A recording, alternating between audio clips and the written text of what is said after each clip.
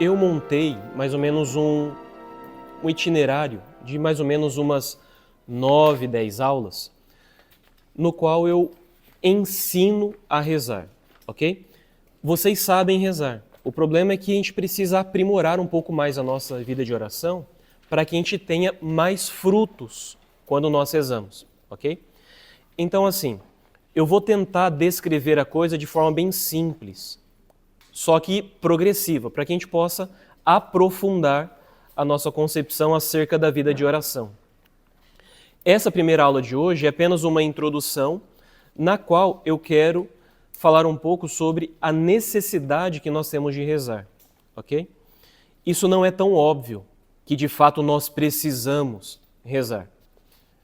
De alguma maneira nós rezamos e sabemos que precisa, mas assim, a gente não tem a oração como um caso de vida ou morte, ok? E quando se trata da nossa salvação eterna e da nossa santificação, ou seja, o processo da santificação humana, a vida de oração é caso de vida ou morte, ok? De tal maneira que Santo Afonso ele diz assim: quem reza se salva e quem não reza se condena, ok? Não tem possibilidade de nós nos salvarmos sem rezar, e rezar muito. O exemplo mais característico que eu conheço é na aparição de Nossa Senhora em Fátima. Quando ela apareceu para os 3 pastorinhos, Lúcia perguntou assim para Nossa Senhora: mãe, eu vou para o céu? E Nossa Senhora disse: sim, você vai para o céu. Depois perguntou: e o Francisco, ele vai para o céu? Perdão, e a Jacinta, ela vai para o céu? Sim, ela vai para o céu. E o Francisco, ele vai, mas terá que rezar muitos terços. O fato é que o Francisco era uma criança, de apenas 9 anos de idade, ok? Então você imagina, Nossa Senhora dizer que uma criança de 9 anos, ela irá para o céu, mas ela vai ter que rezar muitos terços. Então essa coisa de rezar não é brincadeira. Essa coisa de rezar é muito sério. Nossa Senhora em Medjugorje, ela diz que a oração ela é tão poderosa que ela é capaz de parar guerras, ok? Então assim, veja o poder que esta coisa tem. Infelizmente, nós vivemos em uma sociedade na qual a nossa cultura ela não prevê um espaço para oração, mesmo porque não precisa. Nós temos tantas técnicas e meios para fazer valer a nossa vontade que nós achamos que somos todo-poderosos, entendeu? E que damos conta de conquistar as coisas pelos nossos próprios esforços. Isso é ridículo, não é assim. Essa coisa de ir para o céu, minhas filhas, não é algo óbvio, tá bom? E assim, só irão entrar no céu aqueles que fizerem uma grande violência. Isso não sou eu quem digo. Mateus capítulo 11, versículo 12. Nosso Senhor diz assim: o reino dos céus é arrebatado à força, e são os violentos que o conquistam. Ou seja, somente aqueles que fazem violência irão entrar no reino dos céus.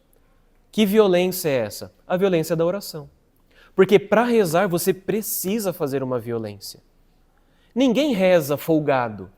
Ah não, padre, eu vou rezar quando eu estiver de férias, quando eu estiver tranquila. Cara, ninguém reza assim. Todas as pessoas que têm vida de oração são pessoas que são extremamente ocupadas e que fazem uma grande violência para ter um momento de oração. Todos os santos são assim. Isso é dessa maneira desde que o mundo é mundo, simplesmente, ok? Por que é necessária essa violência? Nosso Senhor ele explica, Mateus capítulo 7, versículo 14. Estreita, porém, é a porta e apertado o caminho da vida, e raros são os que o encontram. Estreita, porém, é a porta e apertado o caminho da vida, e raros são os que o encontram. Que vida? A vida eterna, o céu. A porta do céu é uma porta estreita. Por isso, é preciso uma força, uma violência para poder passar por esta porta. Ok? Então, esta coisa precisa ficar bem clara para nós já desde o início. Não é à toa este grupo, não é à toa essas formações. Ok? Isso aqui é necessário mesmo. Porque se nós não fizermos esta violência, nós não iremos para o céu. Isso aqui é a primeira coisa. Esquece a questão de intercessão, ok? Porque a intercessão é você rezar por outra pessoa, para que ela se salve. Só que você está partindo do pressuposto que você já está salvo, né? Mas não é bem assim. A oração, em primeiro lugar, é para nós. Em primeiro lugar, a oração é para que eu me salve. Uma vez que, aspas, está meio que tranquilo, que não é tão tranquilo assim, aí nós intercedemos pelo outro, entendeu? Mas isso que eu quero que você entenda. Primeiro, nós temos a obrigação de salvar a nossa alma, e por isso rezamos. E então, em segundo lugar, a obrigação de salvar os nossos irmãos, por isso intercedemos. Certo? A vida de oração, minhas filhas, ela é uma amizade com Deus. É um relacionamento. Isso significa que esta amizade que se inicia nesta vida terá a sua consumação no céu. No céu nós também vamos rezar. Por quê? Rezar nada mais é do que eu me relacionar com Deus. Eu entrar em uma relação pessoal íntima, um diálogo mesmo com Ele. Mas um diálogo que não é um diálogo frio, indiferente. Não, mas é um diálogo de amizade mesmo, onde existe um comprometimento de vida. Ok? Por isso que no céu nós vamos rezar, porque no céu nós vamos nos relacionar com Deus. E de forma muito mais perfeita. Porque aqui nós falamos com Deus por meio de um véu, o véu da fé. Ninguém vê Deus nesta vida, mas nós o veremos no céu, face a face. E essa vai ser a grande maravilha do céu, poder ver Deus assim como Ele nos vê. Entende isso? O livro de Jó diz o seguinte, no final já do livro, depois que Jó passou por todas as provações e é restituído todos os bens dele, Jó diz assim, antes, Senhor, eu te conhecia por ouvir dizer, agora os meus olhos te veem. Será assim no céu. Enquanto nós caminharmos nesta vida, nós vamos conhecer Deus por ouvir dizer. Mas quando entrarmos no céu, os nossos olhos o verão. E nisso constituirá toda a nossa felicidade. Essa amizade não é uma amizade, portanto, estática, mas ela é dinâmica, ela cresce. Assim como uma amizade humana. Quanto mais você se relaciona com o seu amigo, quanto mais você o conhece e o ama, os laços dessa amizade se estreitam mais, ok? Com Deus também é assim.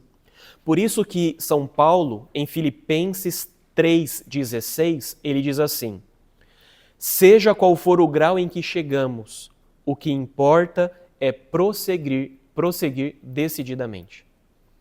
Não importa o grau que nós chegarmos nesta amizade, o importante é prosseguir decididamente. Ok? Veja só. À medida que essa amizade se desenvolver, ou seja, o nosso conhecimento para com Deus crescer e o nosso amor por Ele crescer também, o que é que vai acontecer? Nós iremos nos santificar. Os santos são aqueles que conhecem profundamente a Deus e o amam profundamente. E a santidade tem tudo a ver com oração. Por quê? Não tem como nós sermos santos sem rezar. E não tem como entrar no céu sem ser santo. No céu, talvez seja uma novidade para algumas das senhoras, mas na porta do céu só passam os santos.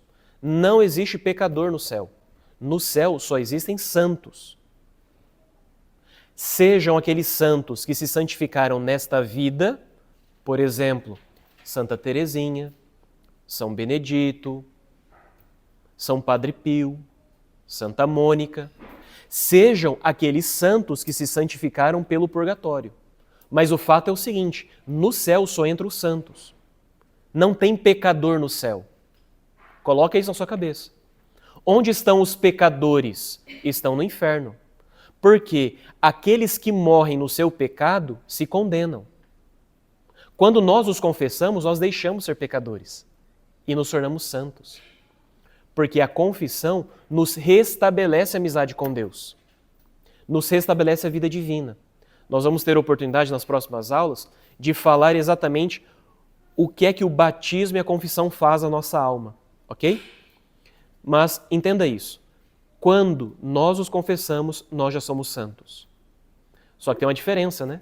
Você acabou de se confessar, você já é santo. Aí você pega a Santa Teresinha, né? Tem uma pequena diferença, né? E qual é essa diferença? A intensidade do amor a Deus. Ou seja, a amizade de Santa Teresinha por Deus é muito maior do que a nossa para com Deus.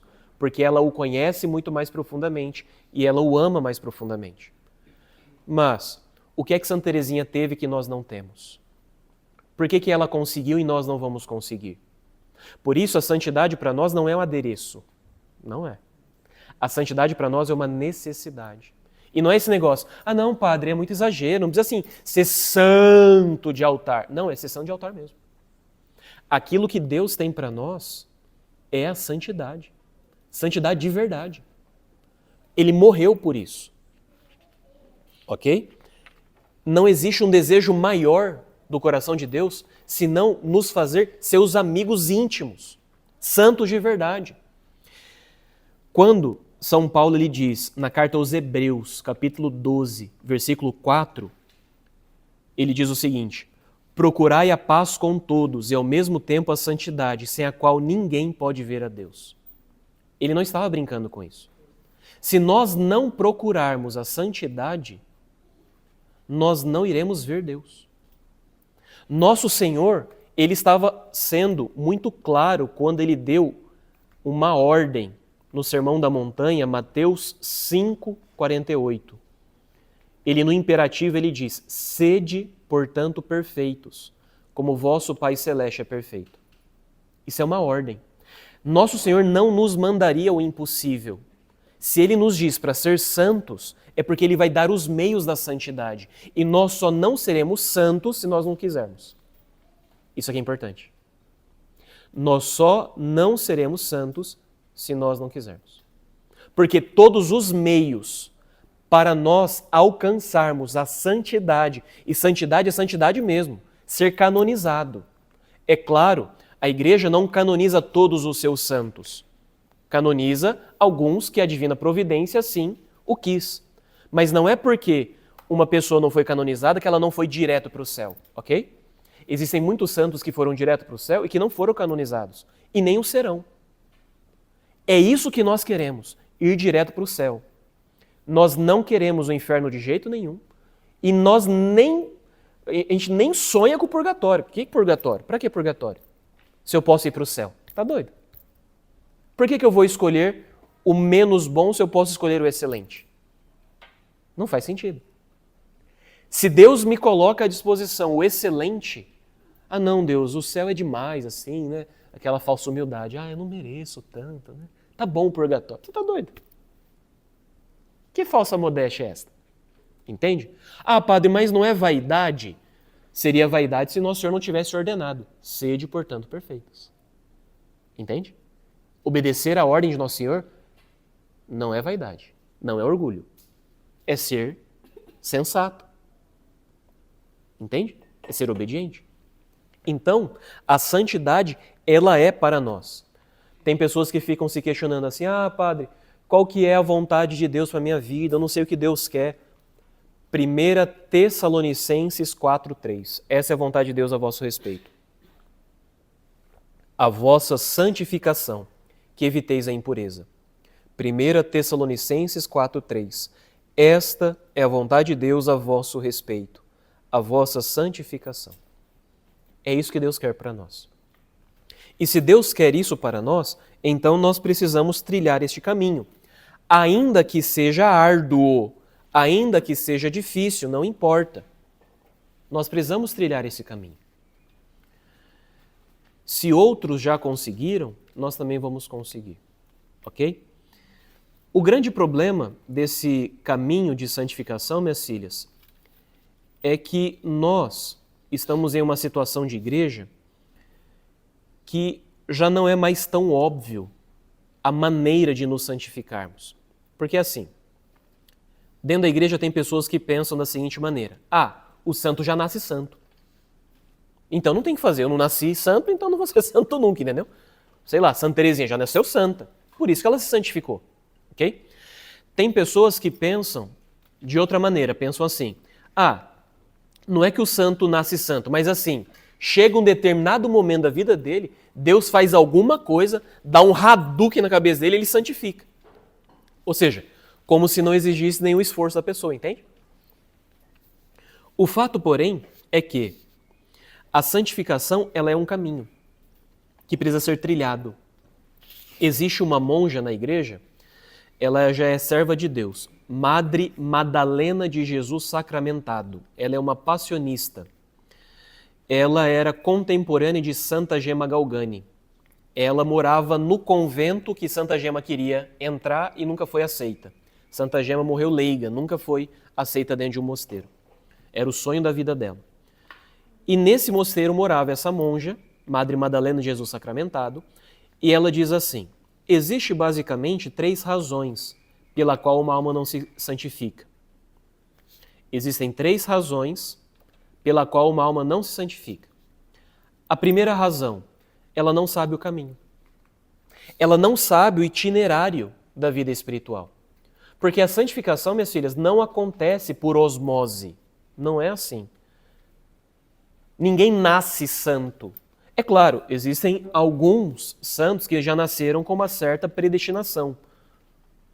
Você pega, por exemplo, São Padre Pio, já desde criança, no berço, ele era atormentado pelo demônio e a mãe não sabia e ele chorava tanto que uma vez a mãe, irritada, jogou ele na cama, ele bateu na cama e caiu no chão. Coitado.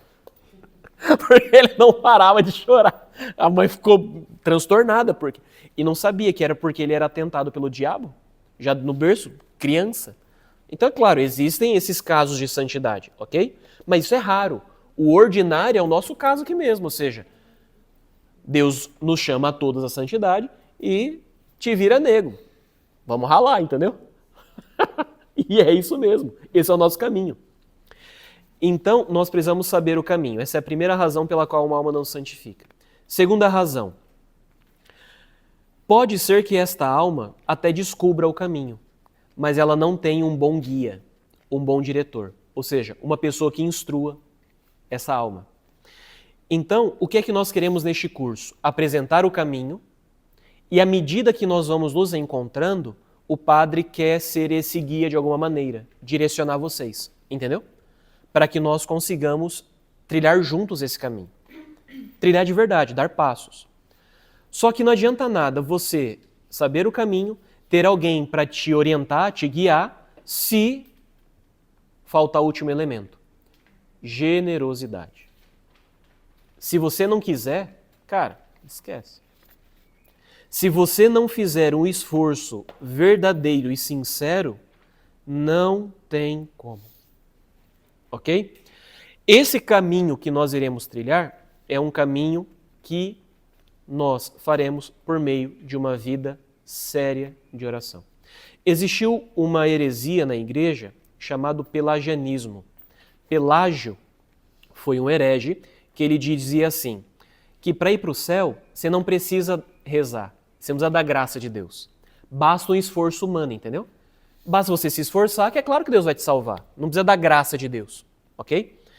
Essa heresia foi condenada. Por quê? Ninguém se salva sem a graça de Deus. Não tem como, é como a Torre de Babel, né? Aqueles homens queriam construir uma torre para chegar até o céu. Ou seja, um esforço humano para ir para o céu. Isso é impossível, não tem como. Sem o auxílio da graça de Deus, nós não iremos nos salvar. Nós não iremos entrar no céu. Por isso que nós precisamos rezar. Nosso Senhor, Ele disse de maneira abundante no Evangelho a necessidade que nós temos de rezar para receber a graça e com isso nos salvar. Portanto, sem rezar, nós não iremos nos salvar. Quais são essas passagens que Nosso Senhor ele cita? Por exemplo, Lucas, capítulo 18, versículo 1. Nosso Senhor diz assim: Propôs-lhes Jesus uma parábola para mostrar que é necessário orar sem jamais deixá-lo de fazer. Então, Nosso Senhor propõe uma parábola para nos ensinar isso. É necessário rezar sem jamais deixar de fazê-lo. Mateus, capítulo 26, versículo 41. Vigiai e orai, para que não entreis em tentação. O espírito está pronto, mas a carne é fraca. Ainda que o nosso espírito esteja fortalecido, robustecido, a nossa carne ela é frágil. E é justamente por isso que nós precisamos rezar. E rezar muito. Mateus 7, 7. Pedi e se vos dará. Buscai e achareis. Batei e vos será aberto. Quem procura acha, quem busca encontra, quem pede recebe. É isso. Só se salvarão aqueles que pedirem. E por que isso? Nosso Senhor, para nos fazer entender que sem a graça dele, sem o auxílio dele, nós nada podemos, ele usou uma parábola, que está lá em João capítulo 15, versículo 15. Jesus diz assim: eu sou a videira e vós sois os ramos. E então ele diz: sem mim nada podeis fazer. Eu sou a videira, vós sois os ramos. Quem permanecer em mim e eu nele, esse dá muito fruto, porque sem mim nada podeis fazer. Este nada é o nada mais absoluto que existe, ou seja, nada de bom nós podemos fazer sem Jesus. Se você não for batizado, se você não estiver em estado de graça, você não pode fazer nada de bom. Nada mesmo. Padre, mas espera lá. Para fazer algo bom, tem que estar batizado e confessado? Sim. Ah, mas e os espíritas, os maçons, os ateus? Eles fazem bondade. E não é bom aquilo? Ah, atenção. Do que é que nós estamos falando? Nós estamos falando de coisas que nos dão o céu. Filantropia não dá céu para ninguém. O que nos dá o céu é o exercício da virtude teologal da caridade. E só tem a caridade no coração quem está confessado. Porque o pecado mortal, por definição, ele mata a caridade. Então, por mais que uma pessoa faça muita filantropia, aquilo não tem méritos de eternidade. Aquilo é uma boa ação, é claro. Ah, então não adianta nada? Adianta, por quê? Aquela boa ação, se um dia essa pessoa se converter, buscar o batismo, se confessar, ela receberá os méritos daquela boa ação. Mas se ela não se converter, não adiantou de nada. Uma boa ação só tem mérito se nós estamos em estado de graça. Por isso, para nós estarmos em estado de graça, minhas filhas, é uma obrigação. Não dá nem para começar a falar de oração e intercessão se nós não estamos em graça de Deus, se nós não nos confessamos. Ok? Porque o que nós queremos não é o afago de um ser humano, não é o alívio da dor de um ser humano simplesmente. Nós queremos agradar a Deus. Agora você imagina, uma pessoa em pecado mortal, na alma dele existe ódio a Deus. E então aquela alma que odeia a Deus faz uma filantropia. Aí Deus fica confuso, mas que estranho. Ele ama mais aquele pobre do que a mim? Porque aquele pobrezinho, ele socorre. Mas e eu? Aquele pobrezinho, ele vê a necessidade dele. Mas ele não vê a minha necessidade também, que sou Deus? Que estranho. Percebe a coisa? Ou seja, quem é mais importante, aquele pobrezinho ou Deus? É claro que é Deus. Entende isso? É por isso que, assim, os santos, e você pega todos os santos da Igreja Católica, eles sempre tiveram um ardente amor a Deus e um profundo amor aos pobres. Porque quando você, de fato, começa a amar a Deus, Deus te ilumina de tal maneira que você começa a ver a real necessidade daquele pobrezinho. E a real necessidade daquele pobrezinho não é simplesmente um cobertor, não é simplesmente um alimento, não é simplesmente, sei lá, alguma necessidade material. Ele precisa de Deus. É claro, nós não vamos só dar Deus, nós vamos dar também a necessidade material, é claro, entende? Eu vou dar um prato de comida, mas eu vou anunciar nosso Senhor Jesus Cristo para ele. Por que adianta? Ele de barriga cheia, com cobertor, ir para o inferno.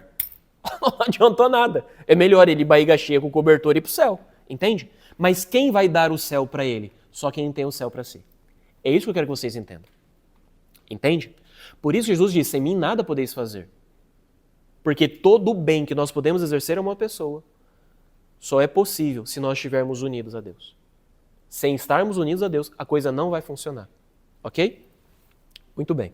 Então, esta proposição de Pelágio, ela foi condenada pela Igreja de tal maneira que, por exemplo, o Papa São Leomagno, ele diz assim, nenhum bem faz o homem sem que Deus não lhe dê a sua graça para isso. Olha que bonito. Nenhum bem faz o homem sem que Deus não lhe dê a sua graça para isso. O Concílio de Trento, ele condenou Pelágio com a seguinte sentença: se alguém disser que, sem a prévia inspiração do Espírito Santo e sem o seu socorro, o homem pode crer, esperar, amar ou fazer penitência como deve, com o fim de obter a salvação, seja excomungado, anátema. Então, sem a prévia inspiração do Espírito Santo, sem o socorro da graça de Deus, nós não podemos crer, amar, esperar, fazer a penitência necessária para nós sermos salvos. É por isso que nós rezamos, para que Deus nos dê esta graça, ok? Existe uma outra heresia na igreja, que era o jansenismo, que dizia jansenismo. Era um herege chamado Jansênio, que ele dizia o seguinte, que era impossível seguir os mandamentos. Então, quando a igreja apresentava a questão dos mandamentos, ele dizia, não, esse negócio é impossível, não tem como seguir essa coisa e tal. Acontece que isso também foi condenado. Por quê? Deus, ele não pode nos pedir uma coisa impossível, ok?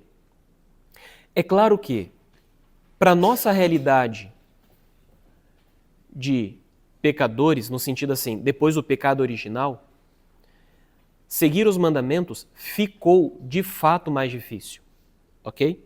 Mas não impossível. E o que acontece? Por que não é impossível? Porque nos tem a graça, porque Deus nos dá a graça. E com a sua graça, nós podemos seguir todos os mandamentos. O problema é que Jansen, ele queria seguir os mandamentos sem rezar, ou seja, queria seguir os mandamentos sem a graça de Deus. E de fato, sem a graça de Deus, é impossível seguir todos os mandamentos ao mesmo tempo. Você até consegue seguir alguns, mas não todos, porque nós estamos como que fragilizados por conta do pecado original. O pecado original, ele gerou na nossa alma como que uma ferida que está em processo de cicatrização, ok? Mas a gente está machucado de alguma maneira. O que é basicamente essa ferida? O pecado original, ele deixou duas consequências em nós. A nossa inteligência, ela ficou um pouco mais enfraquecida, ok? Nós conseguimos conhecer a verdade, mas precisamos de um esforço muito grande. Então, assim, você senta para estudar, cara, é uma luta, entendeu? Começa a dar sono, você começa a viajar na maionese, você fala assim, cara, esse negócio tá muito louco, tá um calor da gota que serena aqui, entendeu? Poxa, daqui a pouco eu tenho que sair daqui, tenho que correr para não sei o que, esse padre não parar de falar aqui como que vai ser, entendeu? Ou seja, é uma luta para nós fazermos um esforço com a nossa inteligência para conhecermos a verdade. E quando finalmente nós conseguimos conhecer a verdade, precisamos de um outro esforço para poder se unir a essa verdade, ou seja, querer ela mesmo e mudar a nossa vontade. Então o pecado original deixou a nossa inteligência enfraquecida e deixou a nossa vontade também enfraquecida. A inteligência ficou mais, eu vou dizer de forma rasgada logo, né? Depois o pecado original a gente ficou burro, entendeu? E se fosse só burro, tava bom, né?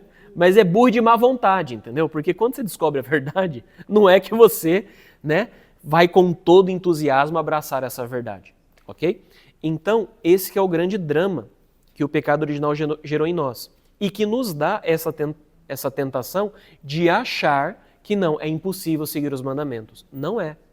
Não é porque a graça vem em socorro da nossa natureza. Aquilo que nós não conseguimos com o nosso esforço, nós podemos com a graça de Deus.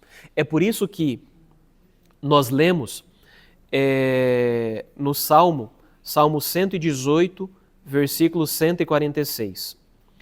Clamo a vós, salvai-me, para que eu guarde as vossas prescrições. Clamo a vós, Senhor, Deus, né? Para que eu guarde, salvai-me, para que eu guarde as vossas prescrições. Então, é só clamando realmente a Deus para que Ele nos fortaleça para nós guardarmos as prescrições divinas. E essa coisa é assim mesmo. Você veja, todos os animais, de alguma maneira, eles foram dotados de alguma qualidade para que ele pudesse se salvar, né? Por exemplo, você vê os tigres, né? Eles têm uma grande velocidade. Você pega um guepardo, uma grande velocidade. Você pega sei lá, uma águia, ela alça voos muito altos, entendeu? Você pega, sei lá, um touro, ele tem grande força física. E se nós comparássemos os animais com a gente, cara, a gente vai ter tendência a falar assim, cara, Deus errou, né? Porque, poxa, o touro tem uma super força, entende? E nós somos fracos, entende? Pô, os pássaros voam, entendeu? Sei lá, os animais têm agilidade, têm velocidade, nós, seres humanos, o que nós temos? Nós somos muito frágeis, entende? Então, onde é que está a força do ser humano? A força dele está em Deus. Por que Deus nos fez frágeis? Porque a nossa força está nele. O nosso auxílio está no nome do Senhor, que fez o céu e a terra. Todos aqueles que quiseram por si mesmo se salvarem, pereceram. E pereceram porque não rezaram, quiseram fazer por si mesmo. Por exemplo, Adão e Eva. Por que Adão e Eva eles pecaram? Porque não rezaram. Se eles tivessem pedido auxílio a Deus, teriam vencido a serpente. Por que Davi pecou? Por que Salomão pecou? Por que esses grandes homens, Pedro negou Jesus? Por que Judas vendeu Jesus por 30 moedas? Porque não rezaram. Porque eles não entenderam a própria fraqueza. Entende isso? E suplicaram a força de Deus. Agora, você imagina, se esses grandes homens de Deus pecaram, o que será de nós? Entende? Ou seja, quem aqui pode dizer, ah não, eu sou melhor que Pedro? Era um apóstolo, o primeiro papa, entendeu? Conviveu com Jesus, morou 3 anos com Jesus. Ah não, sou melhor que Pedro. Entende? Ah não, sou melhor que Davi. Davi foi o maior rei de Israel. Um gigante. Ah não, sou maior que Salomão. Salomão é o homem mais sábio que pisou sobre a face da terra, entende? E, no entanto, esses homens pereceram. Por quê? Não rezaram. Não entenderam que, para cumprir as prescrições de Deus, sim, é necessário a graça dele. Ok? Então veja só o que diz Santo Agostinho. Santo Agostinho diz assim: vejamos como o homem, em virtude do remédio, ou seja, a graça de Deus, que vem pela oração, pode fazer o que não podia por causa da fraqueza, o pecado original. O homem, em virtude do remédio, que é a graça de Deus, ele pode fazer aquilo que a sua natureza já não era mais capaz de fazê-la, por conta do pecado. Então, com a graça, minhas filhas, nós podemos tudo. Salmo 26, versículo 1. O Senhor é minha luz e minha salvação. A quem eu temerei? O Senhor é o protetor de minha vida. De quem terei medo? Ou seja, com a graça de Deus, está tudo certo. Com o socorro de Deus, nós vamos vencer. Não importa o quê. Porque nós estamos debaixo da sombra do Todo-Poderoso. Ok? Santo Tomás de Aquino, ele diz assim: depois do batismo, a oração contínua é necessária ao homem para poder entrar no céu. Embora sejam perdoados os pecados pelo batismo, sempre ainda ficam os estímulos ao pecado, que é a concupiscência, a nossa fraqueza. Nós vamos ver tudo isso pela frente, tá? Fiquem tranquilos. Que nos combate interiormente, o mundo e os demônios que nos combatem exteriormente. Então, o batismo nos confere a graça e a salvação. Porém, essa graça, para ser preservada até a morte, nós precisamos rezar. Porque ainda que nós recebemos a graça do batismo, interiormente nós sentimos inclinação para o pecado. Você percebe isso em você. Entende? Você pode ser virtuosa o que for, santa o que for, sempre tem ali internamente uma certa inclinação para o pecado. Exteriormente, há sempre o mundo que nos seduz, o mundo que sempre nos convida para o pecado, e o diabo que não nos deixa em paz. Então, olha, é melhor rezar, senão, enfim. Se não, é o que não cessa, senão, olha, misericórdia. Pois bem, é exatamente isso que o padre gostaria de dizer para vocês acerca da necessidade da oração, ok? Se nós levarmos à risca esta coisa e fizermos realmente um compromisso com Deus de rezar, nós vamos experimentar na nossa vida aquilo que está em Lucas. Lucas capítulo 1, versículo 37. Para Deus, nenhuma coisa é impossível. Ou seja, nós estaremos unidos a Deus de tal maneira que não haverá nada impossível a Deus e, portanto, a nós também. Todas as nossas formações, no final, eu vou dar orientações práticas. Então, nós vamos ter uma tarefinha prática, ok? Que nada mais é do que colocar na nossa vida aquilo que foi apresentado, certo? Essas tarefas, elas são cumulativas. Então, você vai fazer uma e aí depois vai vir a outra que vai se somar a esta.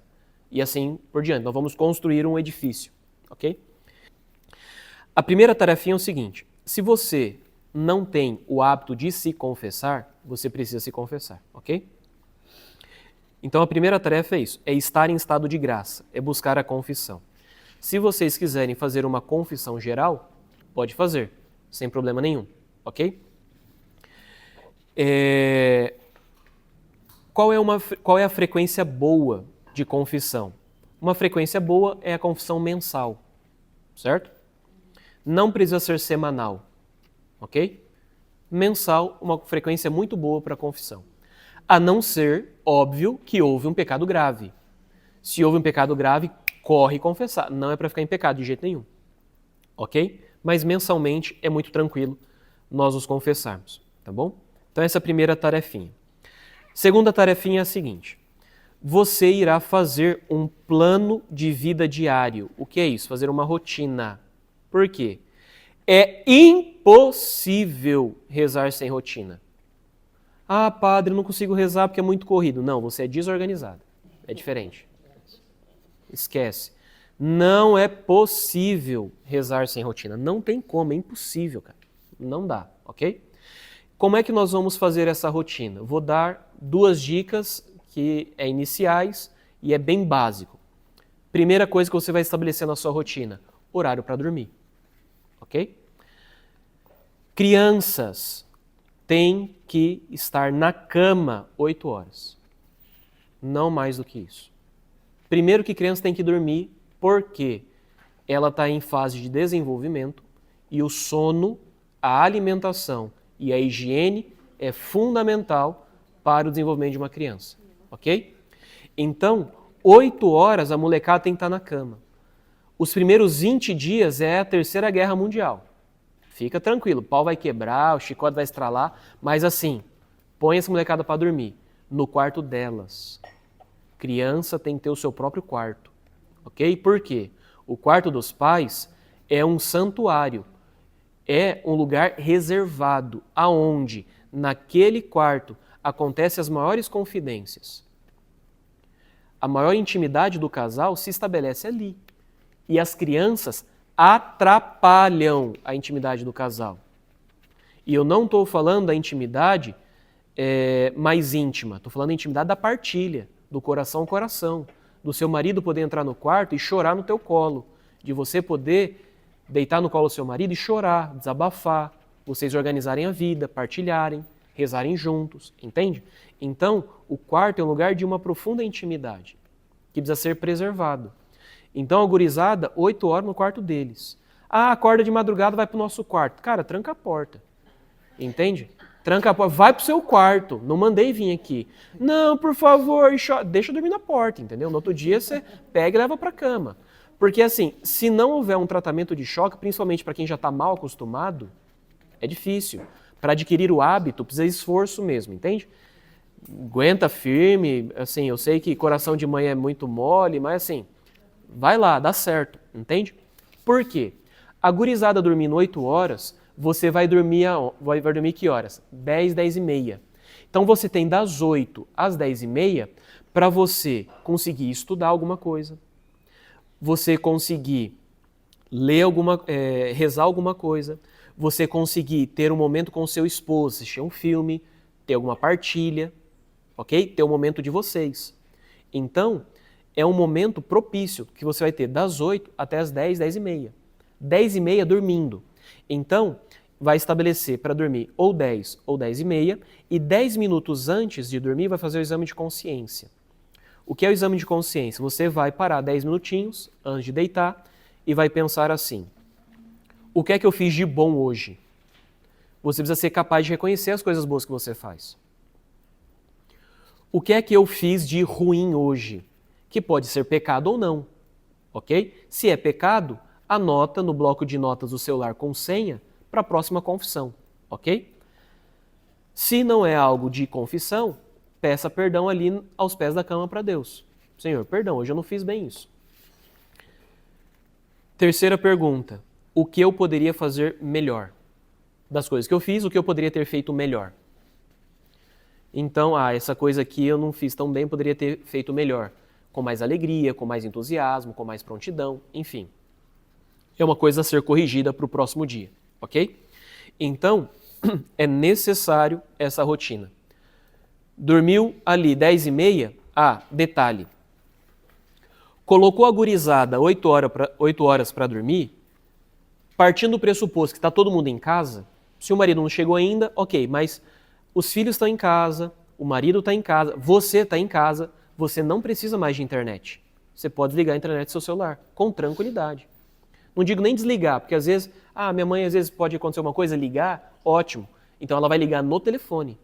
Você não precisa de internet. Por quê? Você põe a gurizada para deitar 8 horas, aí você cai no sofá, pega o celular e no Instagram você vai até 11 horas da noite.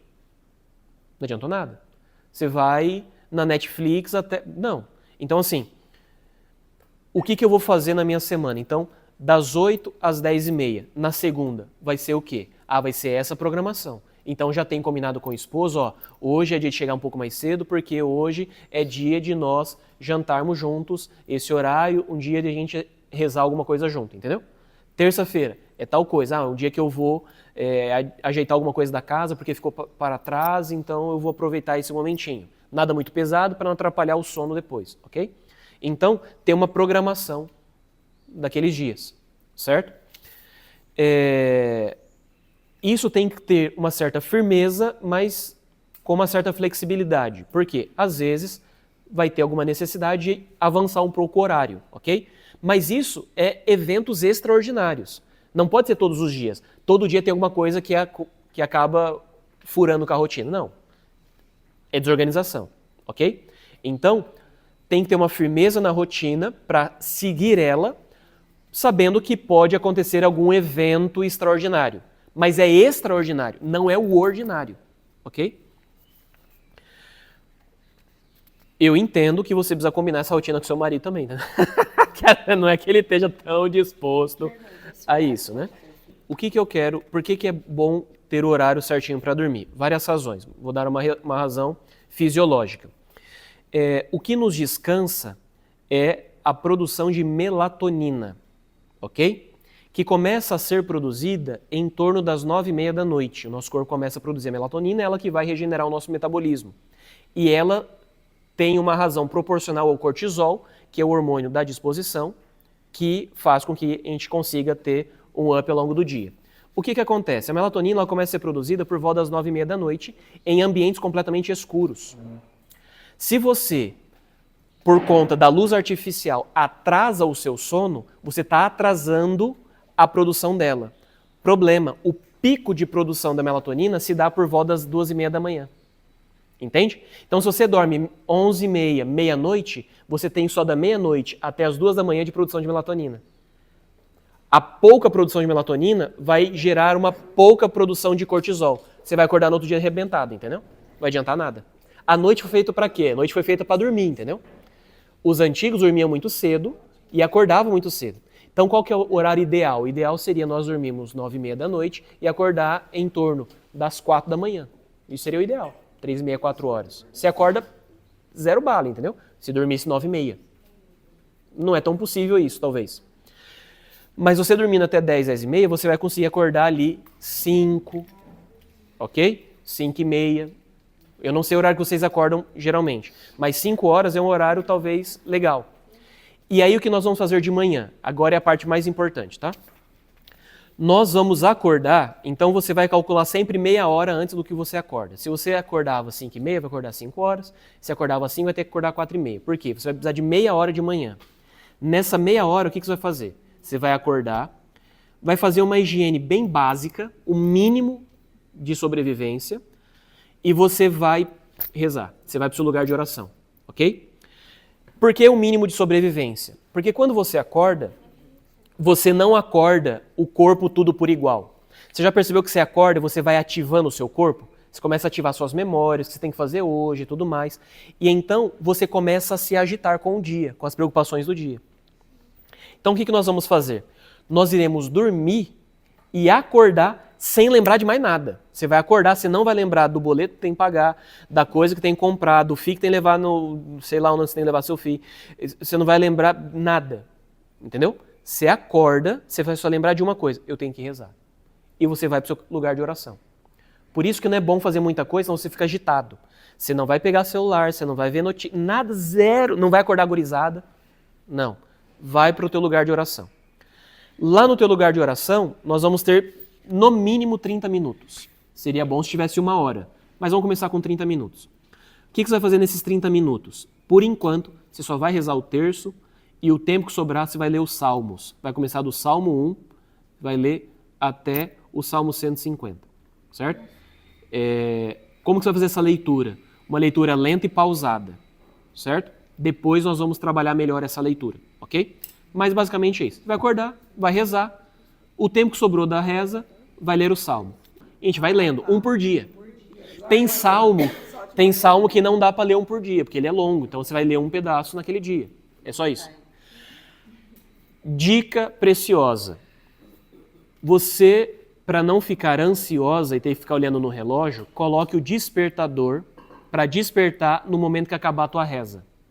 Então isso vai te dar tranquilidade que você não vai perder o horário, ok? Então você entrou na oração, vamos supor, ali 5 horas, coloca para despertar às 5h30, então você sabe, eu estou na oração, não vou perder o horário porque vai despertar, despertou, acabou a reza. Acorda gurizada, bota o terror, acende luz, faz café e vai cuidar da vida, entendeu? É só isso. Certo? Última tarefinha que é a mais fácil. Suplicar o dom da fé várias vezes ao longo do dia. Então pedir a Deus que aumente a sua fé. Senhor, eu creio, mas aumenta a minha fé. É isso. Ao longo do dia, várias vezes, em vários momentos, sobretudo quando estiver no perrengue. Lascado, enfim. Lembra aí, Senhor, aumenta a minha fé. Certo? Então, são essas nossas 3 tarefinhas aí. Confissão, esses pontos da rotina mínimo. Teriam mais coisas para colocar na rotina, mas vamos começar por aí. Se você consertar o sono e o despertar, o padre já vai, ó, Ave Maria, você tá doido. Vai ser chique. Vai ser poderoso. E suplicar a fé, tá bom? Acabou, é isso.